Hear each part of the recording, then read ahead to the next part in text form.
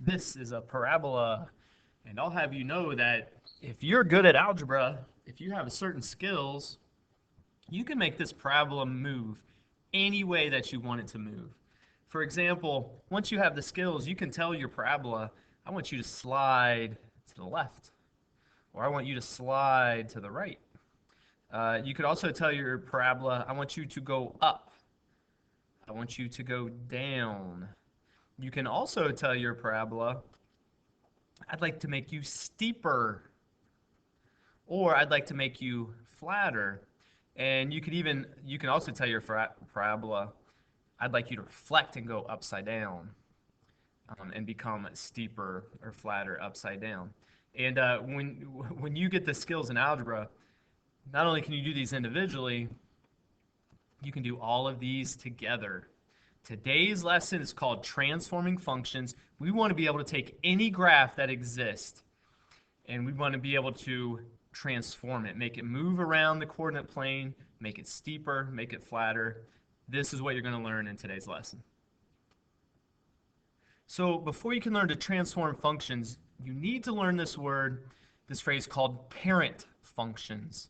So with all the functions we've been studying lately, each of these types of functions has what's called its parent function, and that's considered to be the simplest, most basic graph that exists within this family of functions. So for example, the linear parent function is f of x equals x. This is the simplest, most essential line that exists in algebra class. All right, the parent quadratic function is this parabola right here. It's f of x equals x squared. This is considered the simple, most basic, most essential parabola that exists. You can go do the same with the square root function, absolute value function, rational function. One thing you'll notice that all of these parent functions have in common is they all have a center or a vertex at the origin. So this line passes right through the origin. This parabola has this vertex right at the origin.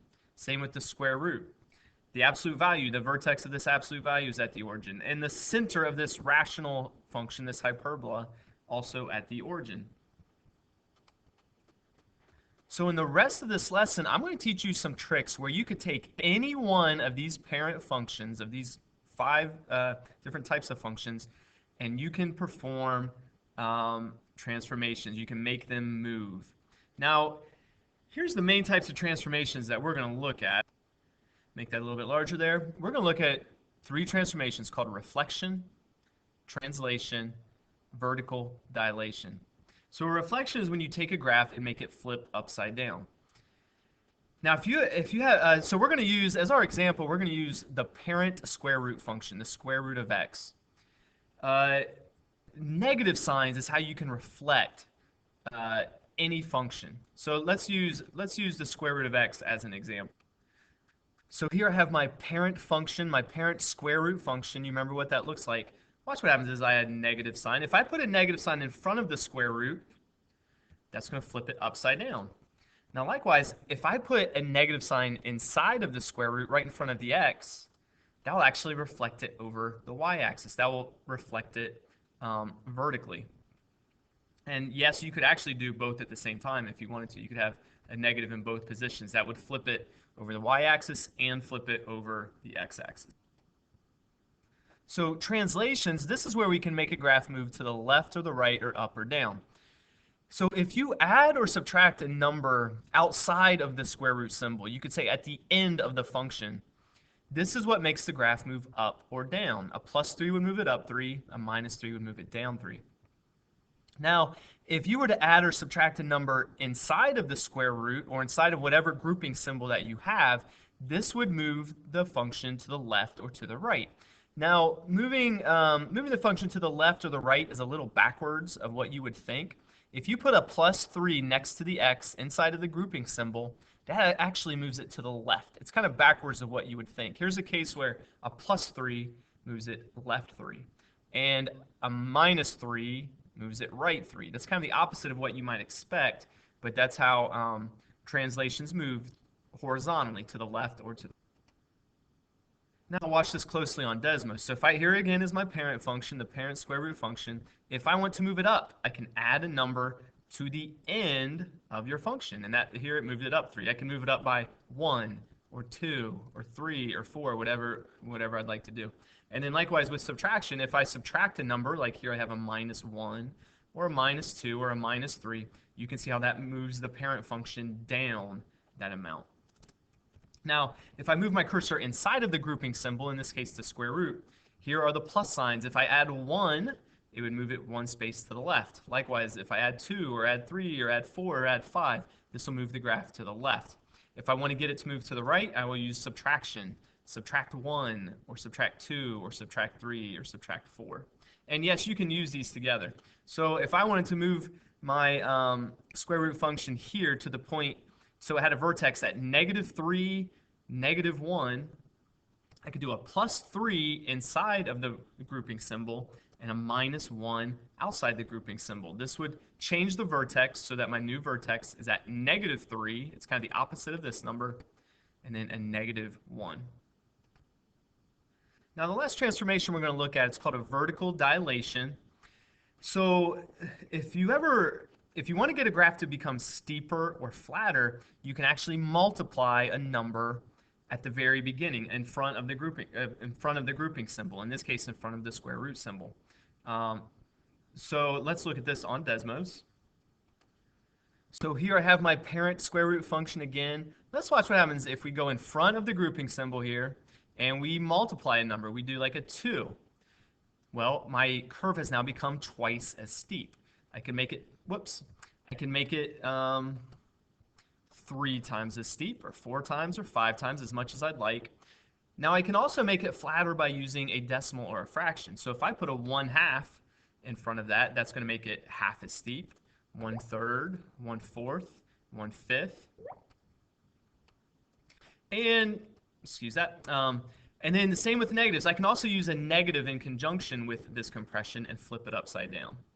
So here would be an upside down square root function, only with 1/5 of the original steepness. Now think back again. Let's use the square root function as an example.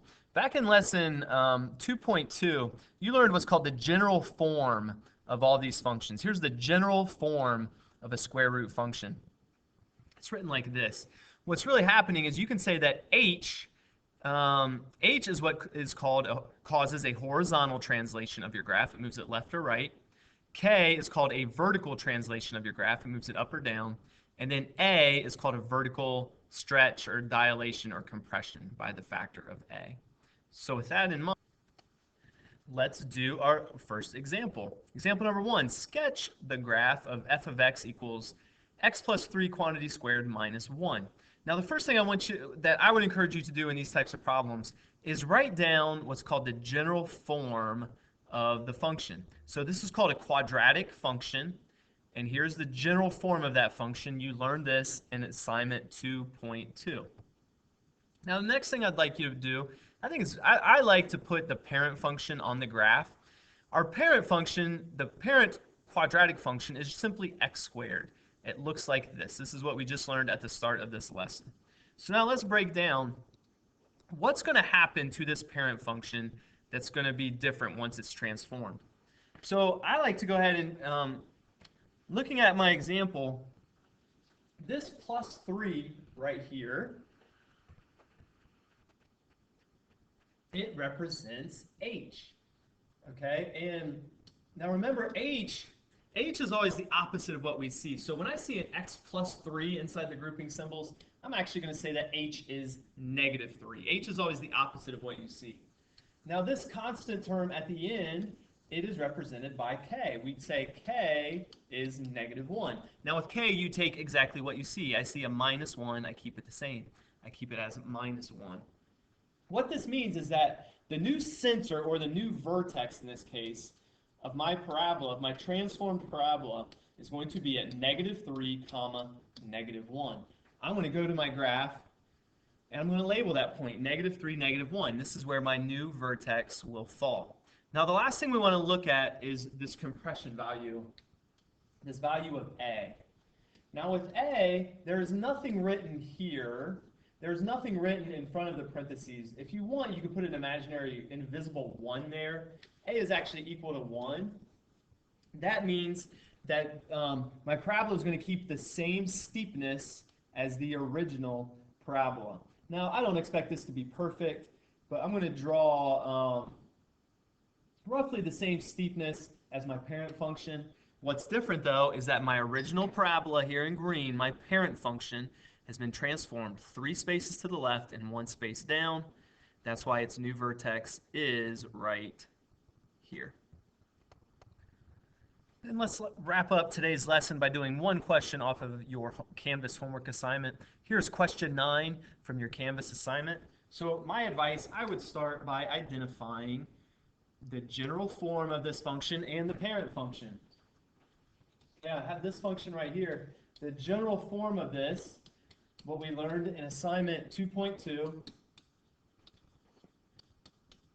the general form of a square root function looks like this. And then the parent function is just the square root of x. The parent function, I'll draw it in green. It looks like this. And again, I'm not going to be super particular that it's perfect or anything like that. But it's kind of a sideways parabola. You get half of it. So let's look at our new transform function. Our new transform function, right here, it has an h value of positive 4. I see a minus 4, but I know that for my h value, I have to change the sign because the formula has a minus sign here. That means the opposite of. So h is positive 4. Now you'll notice here that I don't have a k value. When I go to look for my k value, there is nothing there. K is empty. It's blank. And so with h or k, if it's ever blank, if you're ever missing one of those values, you're going to put in a 0. So h is 4, k is 0.